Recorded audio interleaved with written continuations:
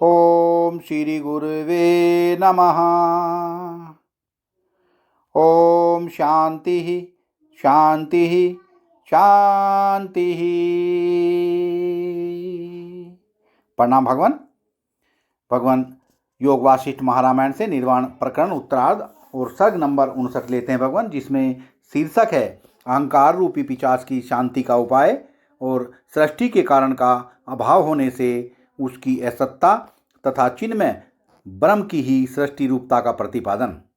श्री वशिष्ठ जी कहते हैं, श्री राम भरत, अज्ञान से अपने अंतःकरण में अहम भाव रूपी पिशाच की कल्पना कर ली गई है, जो वास्तव में है नहीं।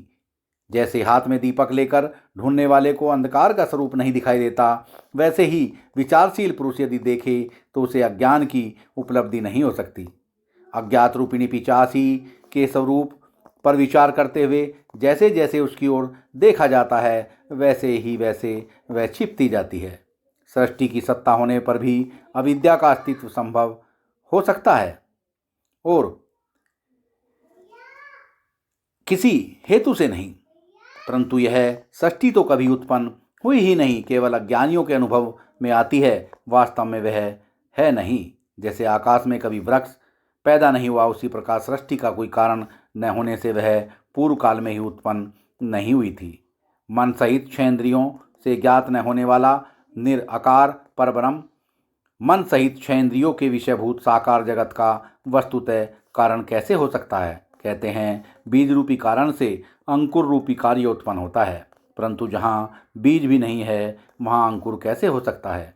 कारण के बिना कार्य की उत्पत्ति कदापि संभव नहीं है। आकाश में कब किसने कौन सा वृक्ष स्पष्ट रूप से देखा या पाया है, सदा समभाव में रहने वाला चिन्मय आकाश रूप ईश्वर ही अपने स्वरूप में सृष्टि रूप से स्फुरित हो रहा है।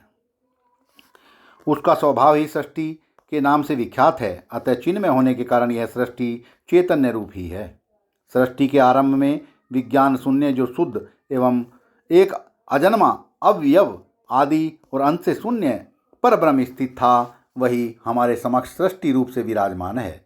वास्तव में यहाँ सृष्टि नाम की कोई वस्तु है ही नहीं और नए भूगोल तथा खगोल आदि ही हैं।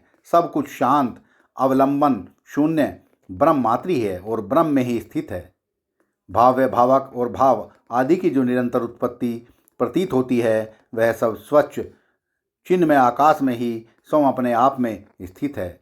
ऐसी अवस्था में कहाँ से सृष्टि हुई, कहाँ से अविद्या आई और कहाँ अज्ञता एवं अहंकार आदि की स्थिति है। सब शांत चिद्घन ब्रह्म ही तो है।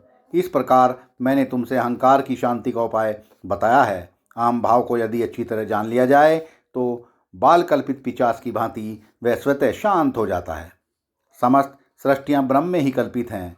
इस दृष्टि से परमात्मा ब्रह्म का कोई अंश भी ऐसा नहीं है जो सृष्टियों से ठसाठस भरा हुआ न हो, परंतु वे सृष्टियाँ भी वास्तव में कहीं उपलब्ध नहीं होती। वह सब कुछ पर ब्रह्म आकाश ही है। सृष्टियों में कोई अति सूक्ष्म भाग भी ऐसा नहीं है जो सदा ब्रह्म स्वरूप न हो सके। इसलिए ब्रह्म और सृष्टि इन दो नामों में ही उच्चारण मात्र का भेद है। इनसे प्रतिपादित होने वाली वस्तु में नहीं। सृष्टि ही परब्रह्म है और परब्रह्म ही सृष्टि है।